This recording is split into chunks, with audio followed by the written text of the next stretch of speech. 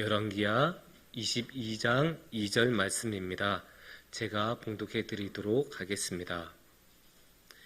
요시야가 여호와 보시기에 정직히 행하여 그의 조상 다윗의 모든 길로 행하고 좌우로 치우치지 아니하였더라. 아멘. 성도님들, 우리나라 축구 선수들 중에서 지금까지 모든 선수들 중에 최고의 선수는 누구였을까요? 여기에서는 이제 많은 답변이 나올 수 있을 거예요. 각자 이제 생각한 바가 다 다를 텐데 지금은 왕이 없는 시대니까 다 다를 수밖에 없을 겁니다. 옛날에 80년대 축구를 많이 보셨던 분은 차범근이라고 하겠죠. 90년대 많이 보신 분이라면 홍명보라고 할 것 같고 2000년대, 2010년대 많이 보신 분이라면 박지성이라고 할 것 같고 요즘 많이 보는 사람들이라면 손흥민이라고 하겠죠. 왜 이렇게 다양한 답변이 나올까요? 다양한 답변이 나올 수밖에 없죠. 왜냐하면 선수는 항상 새롭게 등장하고 새로운 활약을 펼치기 때문에 새로운 선수가 나올 수밖에 없고 그러면 평가도 달라질 수밖에 없습니다. 또한 달라지는 이유 한 가지 더 있으면 평가 기준이 달라지기도 합니다. 시대에 따라서 이제 새 시대에 따라서 이런 평가도 기준으로 삼아 볼 수 있겠네 이런 마음이 들기 시작하면 새로운 선수가 더 떠오를 수가 있습니다. 축구 선수들을 가지고 우리가 이렇게 줄세우기를 하고 누가 최고인가를 생각해 볼 수 있는 것처럼 성경에 대해서도 왕에 대해서 그렇게 해볼 수 있을 것입니다. 누가 최고의 왕이었을까? 최소한 성경에서는 누가 최고의 왕이었는지 어느 정도 생각을 하고 있습니다. 그리고 거기에 대해서는 명확한 평가 기준도 있습니다. 그런데 이 평가 기준이라는 것은 한번 우리가 눈여겨볼 필요가 있습니다. 왜냐? 성경에서 최고라고 말할 때는 그건 정말로 신앙적으로 좋은 부분이 있기 때문에 우리가 배울 만한 것이고 가치가 있는 것이기 때문에 우리가 그 평가 기준에 대해서는 한번 생각해 볼 필요가 있습니다. 그래서 오늘 우리가 함께 성경에서는 그러면 어떤 왕을 최고의 왕이라고 생각하는지 함께 생각해보고 나누는 시간을 가져봤으면 좋겠습니다. 오늘의 말씀을 보면 이스라엘 그 많은 왕들 중에서 누가 최고였는지를 한번 생각해 볼 수 있습니다. 오늘의 말씀에서는 뭐라고 이야기를 하고 있죠? 오늘의 말씀에서는 이렇게 전하고 계십니다. 요시야가 여호와 보시기에 정직히 행하여 그의 조상 다윗의 모든 길로 행하고 좌우로 치우치지 아니하더라. 아멘. 이 말씀을 보면 요시야가 최고의 왕인 것처럼 보입니다. 왜냐? 성경에서 긍정적인 평가, 칭찬해주고 있습니다. 그것도 그냥 칭찬이 아니고 좌우로 치우치지 않았다. 하느님만 보고 나아갔다. 그러니까 엄청난 칭찬이죠. 실제로 요시야는 많은 일을 해냈죠. 산당도 없애고 율법을 다시 이제 새롭게 해서 율법 중심으로 성전도 보수하면서 사람들이 하나님 앞에 신앙적으로 모일 수 있도록 많은 노력했습니다. 그래서 당연히 요시야는 아주 좋은 왕입니다. 그럼에도 불구하고 제가 보기에는 성경이 보기에는 요시야는 최고가 아닙니다. 왜냐?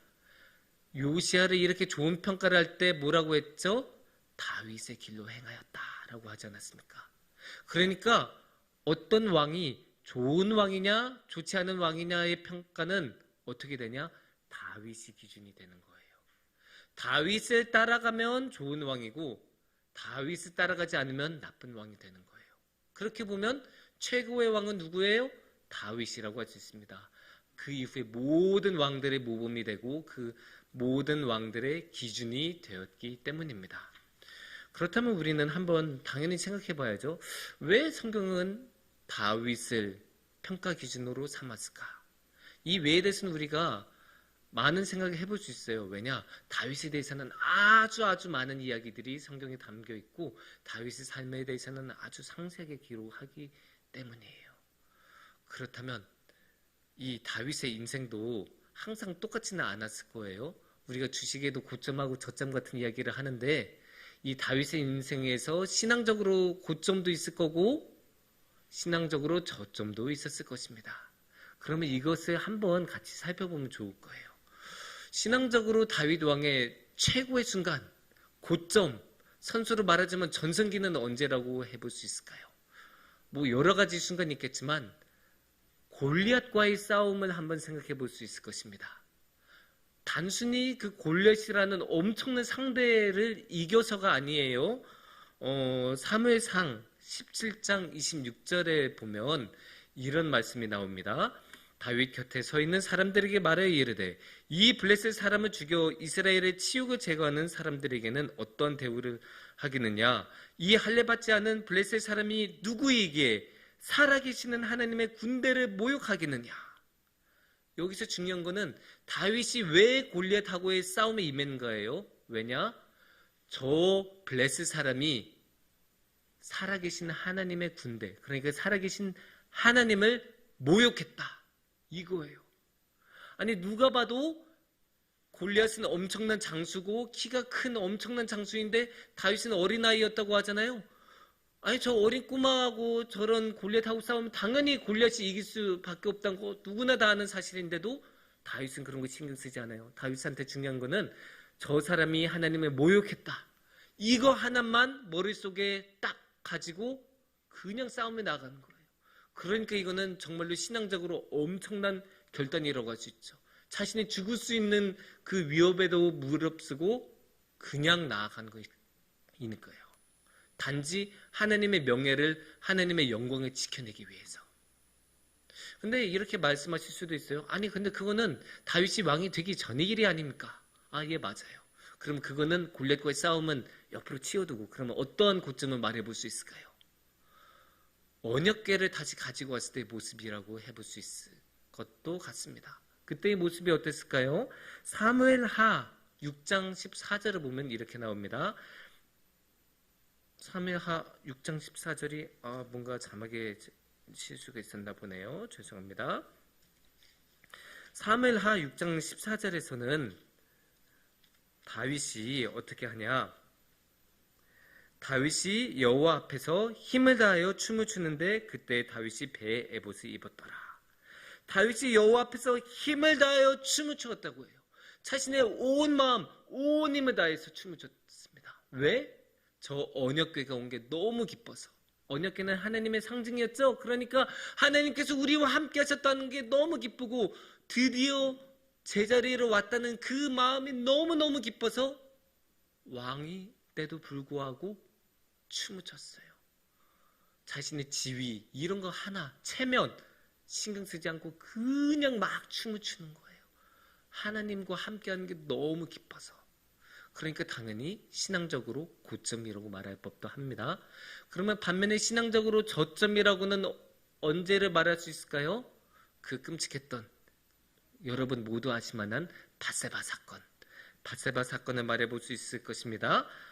밧세바 사건은 사무엘하 11장 3절에 나오는데 이렇게 나오죠. 다윗이 사람을 보내 그 여인을 알아보게 하였더니 그가 아뢰되 그는 엘리암의 딸이요 햇사람 우리아의 아내 밧세바가 아니니까 하니. 그래서 밧세바라는 여인이란 것을 알아냈어요. 그 다음에 어떻게 되는지는 여러분 모두 아시죠. 여기서 참 그냥 잘못한 게 아니라 그냥 가늠한 것으로 끝나지 않고 그 이후에 그 남편을 어떻게 해요? 우리아를 전쟁에서 사제로 몰아가죠. 사실상 그냥 죽인 거나 다름이 없죠. 위계에 의해서 그런 나쁜 짓을 저지름에도 그걸로 그치지 않고 그 이후에 남편을 죽이는 것까지 하는 아주 극악무도한 행위를 했습니다. 그 외에 또 다른 저점이라고 말을 하지만 어떤 게 있을까요?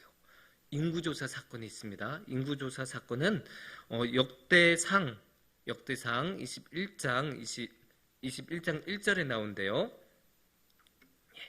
사탄이 일어나 이스라엘을 대적하고 다윗을 충동하여 이스라엘을 계수하게 하니라.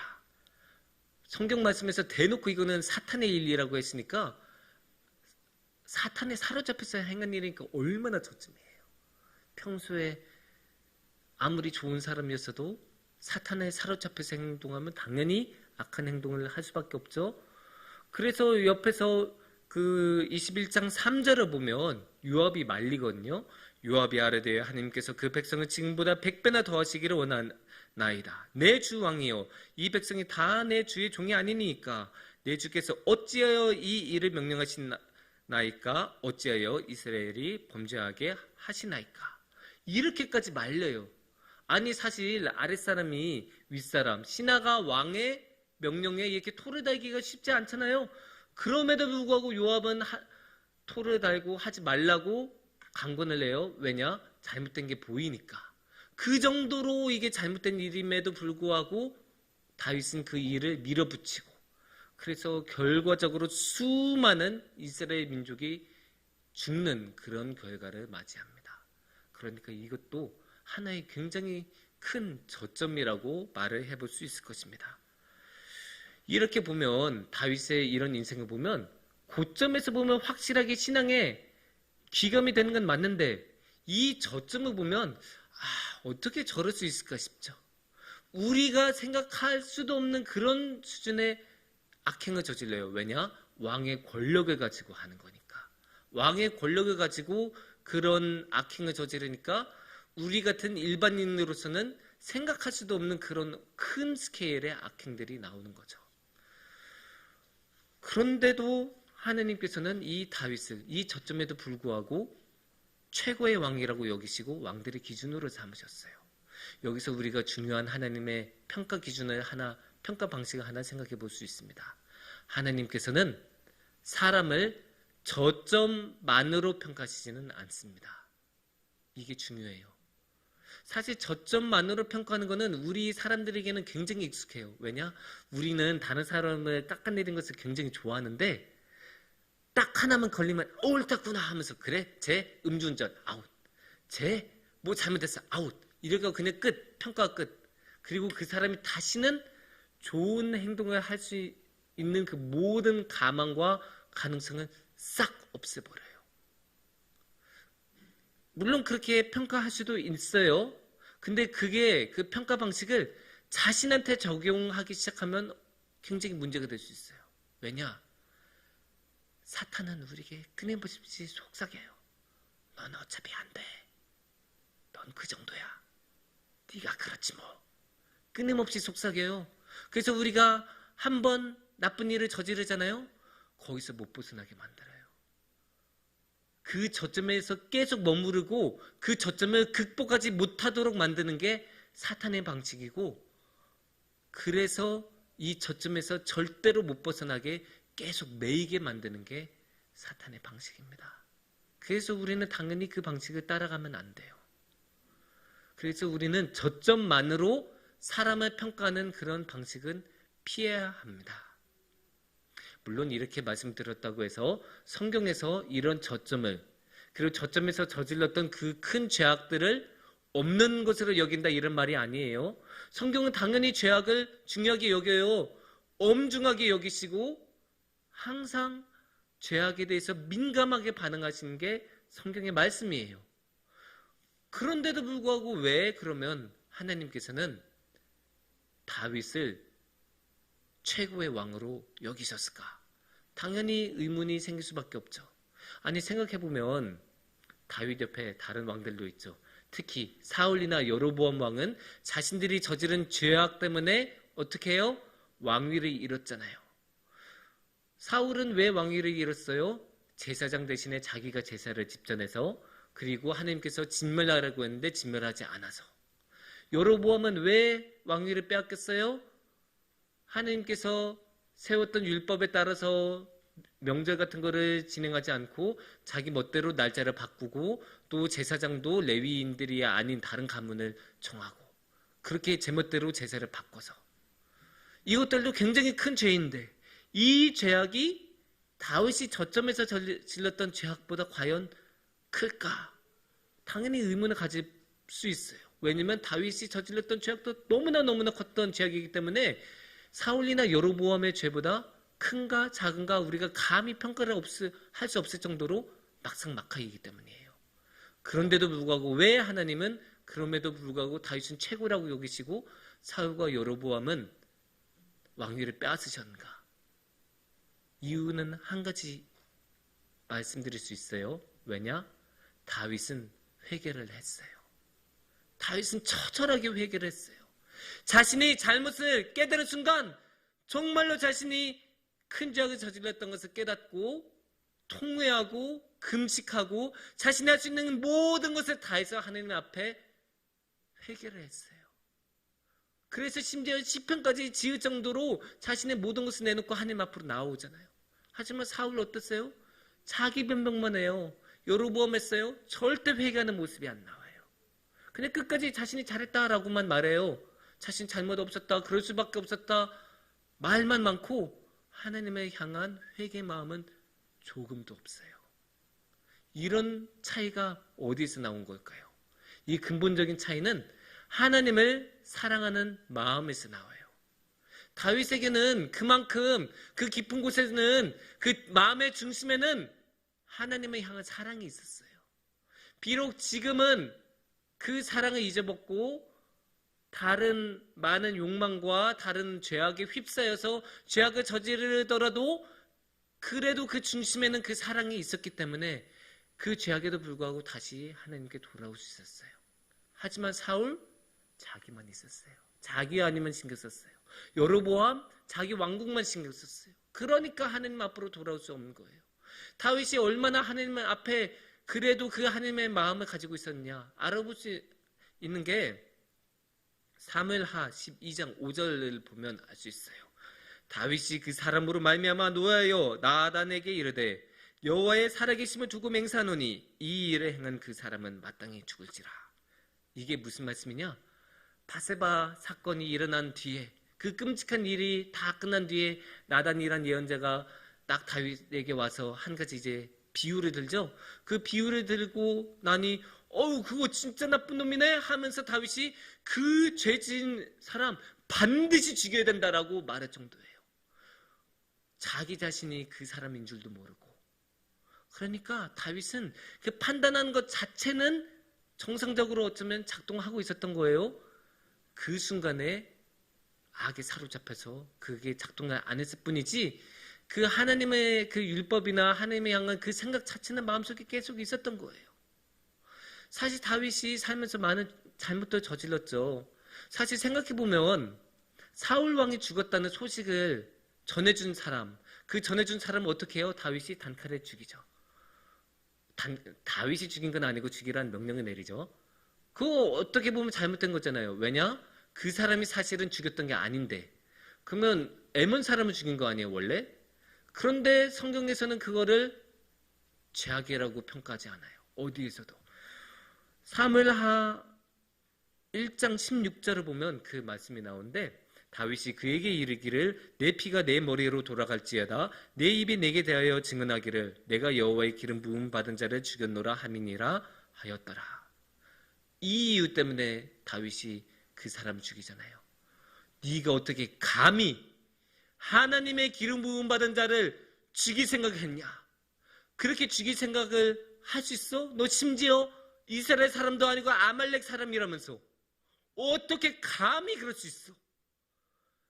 그만큼 다윗에게는 그 하나님의 명령, 하나님의 기름 부으심을 거룩하게 여기고 소중하게 여기는 마음이 있었어요. 그게 다 하나님을 향한 그 사랑이 뿌리 깊게 있었기 때문에 있었던 일이죠. 그렇기 때문에 성경에서도 이 오해로 인한 죽음을 다윗에게 돌리지를 않죠. 잘못된 것이라고 말하지를 않죠. 그리고 다윗에게는 이 하나님을 향한 사랑이 계속 있었기 때문에 결국 하나님께서는 다윗을 용서해 주기도 하고 다윗을 좋은 평가를 내려주기도 하고 다윗 정도 하면 좋은 왕이야. 다윗만큼은 하면 내가 소원이 없겠다라고 말씀하시는 게 하나님의 말씀이에요. 그만큼 다윗은 그 수많은 악행에도 불구하고 하나님을 향한 그 사랑의 마음이 중심이 있었기 때문에 하나님에게 최고의 왕으로 불릴 수 있었습니다. 사랑하는 성도님들, 어떻게 생각해 보면 이 고점과 저점은 하나님의 관점이라고 말씀을 드릴 수 있어요. 그래서 하나님께서 그 삶을 보시면서 고점과 저점이 언제인지를 평가하시고 저점이 크긴 하는데 고점도 있었으니까 좋게 평가해 줘야지. 이렇게 생각하는 것은 하나님의 몫이죠. 반면에 우리의 몫은 뭐예요? 저점에 있었을 때, 죄를 저질렀을 때 회개하고 끝까지 하나님을 향한 사랑의 마음을 품고 살아가는 것입니다. 이렇게 우리가 하나님을 향한 사랑의 마음을 품고 살아간다면 주님께서는 우리의 저점에도 불구하고 우리의 죄에도 불구하고 우리와 함께 하실 것입니다. 함께 기도드리시겠습니다.